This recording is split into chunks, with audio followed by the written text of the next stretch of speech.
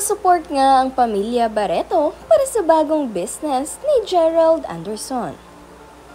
Bago ang lahat, huwag niyong kalimutang mag-subscribe at pindutin ang notification bell para maging updated sa ating mga susunod na videos. Binuksan na ngayong araw ni Gerald Anderson ang kanyang bagong business na pinangalanan niyang The Third Floor. Kung saan present nga rito ang kanyang napaka-supportive na girlfriend na si Julia Barreto kasama ang kanyang buong pamilya. Thank you. I just want to say thank you muna sa lahat ng pumunta. This means so much kasi you guys are here. Ramdam ko yung support, yung pagmamahal. I just started the third floor kasi gusto ko po magkaroon ng community. I want to reach more people, change more lives, and I think this is one of the Labis nga rin ang sayang nadarama ngayon nitong si Gerald Anderson sa pagbubukas ng kanyang business.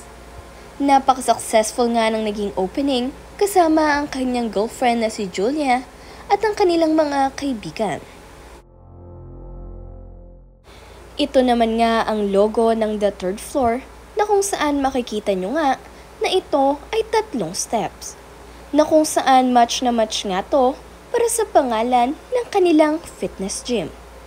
3 hakbang gabay sa inyong kahealthyhan.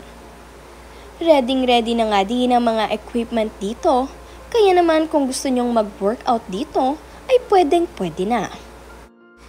Mayroon nga rin kasosyo sa negosyo itong si Gerald Anderson at ito ang kanyang kaibigan na si Genesis Vargas o mas kilala bilang Joe Black. Nandito nga rin at nakasuporta ang kanyang girlfriend na kaibigan ni Julia Barreto na si Yanga. Kaya naman napakasaya ng lahat at party-party na nga ngayong gabi.